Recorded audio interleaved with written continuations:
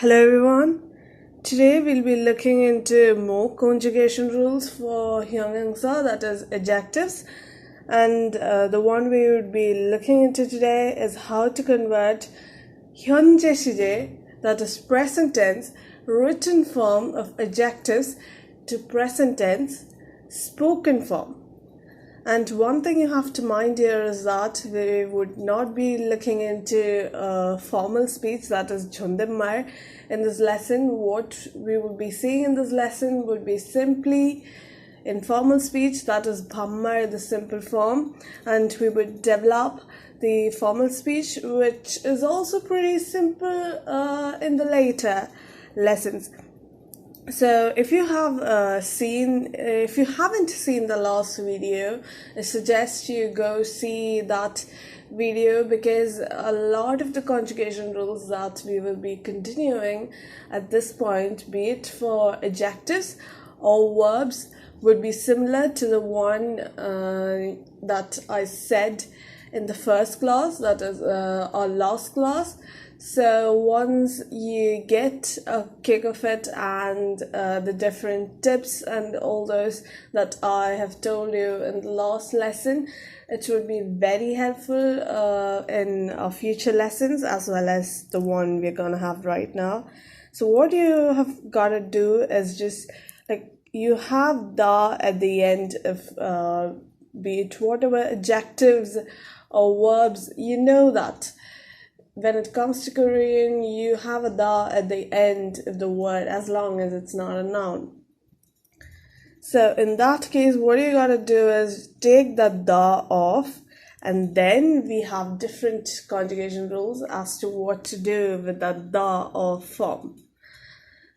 So what you have to do here is pretty much the same as the one we saw, like the first conjugation rule we saw in the last class. That is, if you have a bachim, then the vowel you have at last is a or o, what you would do is just add an a at the place of the da you took off. And if the vowel is o, u, e, any of these, you would just add an o in the place of that da you took off. So it would be chagda would become chaga, 높다 would become 높아, 적다 would become 적어, 굵다 would become 굵어, 가늘다, 가늘어, 재밌다, 재밌어. The next conjugation rule is for adjectives whose last character is ha. That is, you have a lot of adjectives and verbs coming with hada at the end. It's for those kind of adjectives, that is, like once you take the da off, you have a ha remaining there. In that case, the ha simply changes to he, and believe me, the same thing happens for most things which has a ha at the end, that is a hada at the end, or simply hada. If you're saying simply do, which is a verb, that too changes into he. So the first example we have here is jiruhada. Jiruhada would be converted to jiruhe. 시원하다, 시원해. 겸손하다, 겸손해. 신기하다, 신기해.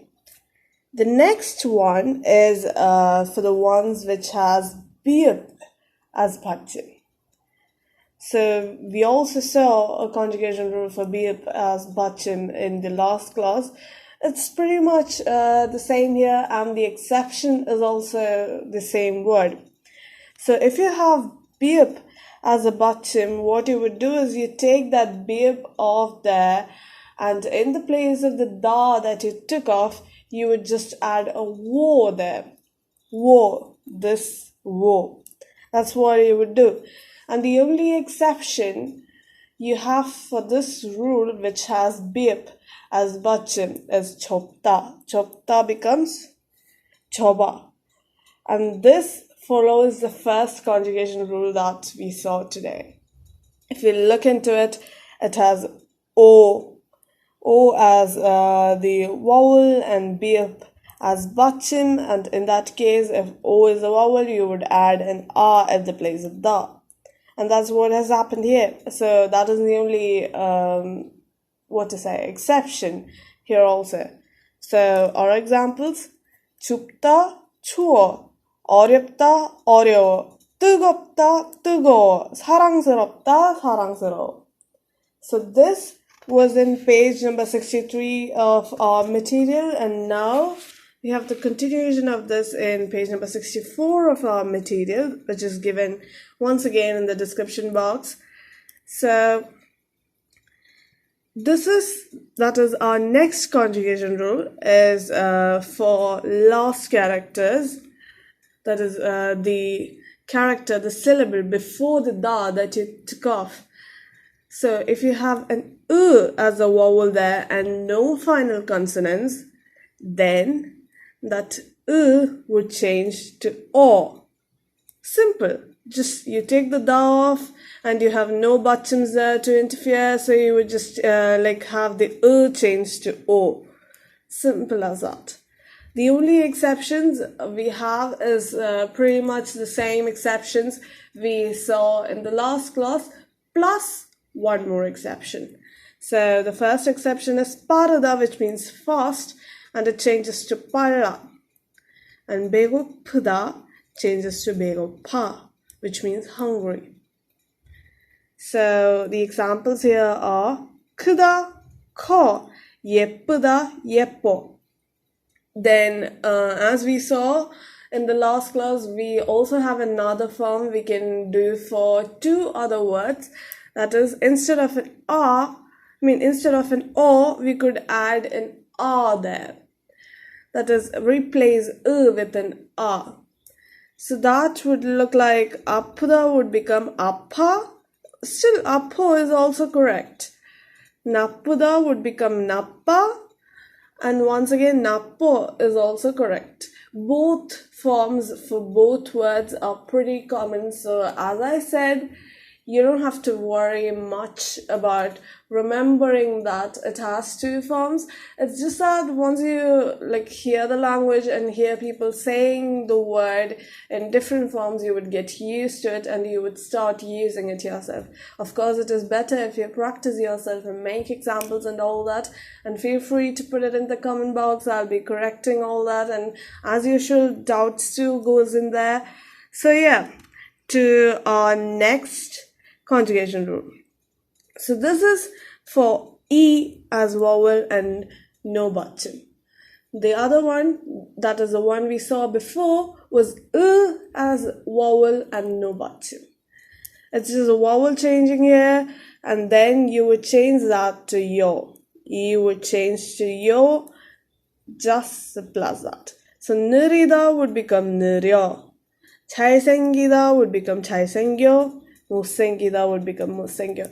I know that these conjugation rules alone seem simple, but then when you're learning all of them, it seems confusing, and that's why I'm repeating again and again. Practice is very important.